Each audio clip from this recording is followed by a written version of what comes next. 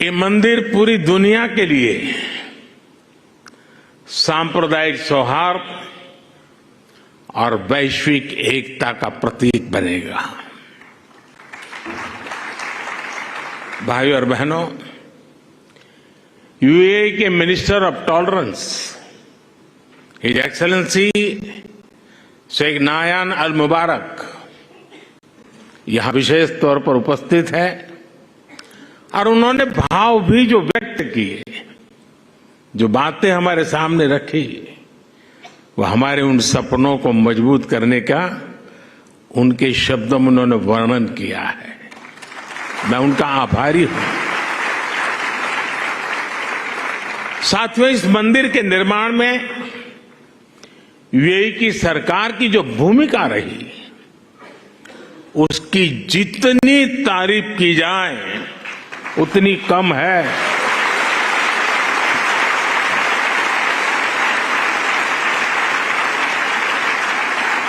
लेकिन इस भव्य मंदिर का स्वप्न साकार करने में अगर सबसे बड़ा सहयोग किसी का है तो मेरे brother his highness Sheikh Mohammed bin Zayed का है।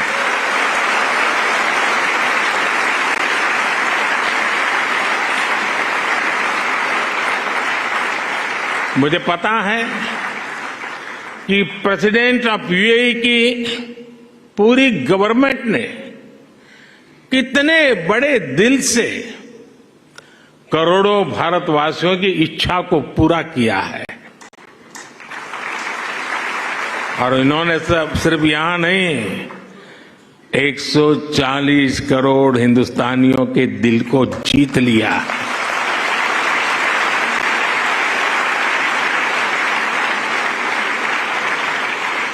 मैं इस मंदिर के विचार से लेकर एक प्रकार से प्रमुख स्वामी जी के स्वप्न से लेकर के, स्वप्न बाद में विचार में परिवर्तित हुआ, यानी विचार से लेकर इसके साकार होने तक पूरी यात्रा में इससे जुड़ा रहा हूं। ये मेरा सबसे बड़ा सौभाग्य है और इसलिए मैं जानता हूं कि his highness Sheikh Mohammed bin जायद की उदारता के लिए धन्यवाद ये शब्द भी बहुत छोटा लगता है। इतना बड़ा उन्होंने काम किया। मैं चाहता हूं उनके इस व्यक्तित्व को, भारत यूएई रिश्तों की गहराई को केवल यूएई और भारत के लोग ही नहीं बल्कि पूरा विश्व भी जाने।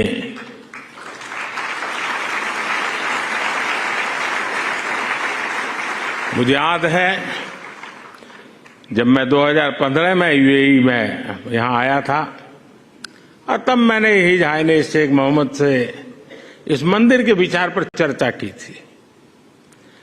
मैंने भारत के लोगों की इच्छा उनके सामने रखी तो उन्होंने पलक झपकते ही उसी पल मेरे प्रस्ताव के लिए हां कर दिया। उन्होंने मंदिर के लिए बहुत कम समय में ही इतनी बड़ी जमीन भी उपलब्ध करवाई। यही नहीं, मंदिर से जुड़े एक और विषय का समाधान किया। मैं साल 2018 में जब दोबारा यूएई आया था, या संतों ने मुझे, जिसका ब्रह्मविहारी स्वामी जी ने अभी वर्णन किया, मंदिर के 2 मॉडल दिखाए। एक मॉडल भारत की प्राचीन वैदिक शैली पर आधारित भव्य मंदिर का था जो हम देख रहे हैं। दूसरा एक सामान्य सा मॉडल था जिसमें बाहर से कोई हिंदू धार्मिक चिन्ह नहीं थे। संतों ने मुझे कहा कि यूएई की सरकार जिस मॉडल को स्वीकार करेगी उसी पर आगे काम होगा।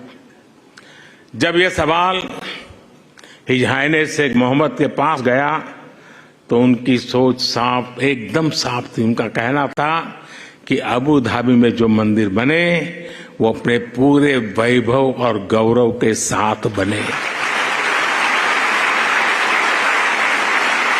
वे चाहते थे कि यहां सिर्फ मंदिर बने ही नहीं, बल्कि वो मंदिर जैसा दिखे भी। साथियों, ये छोटी बात नहीं है, बहुत बड़ी बात है।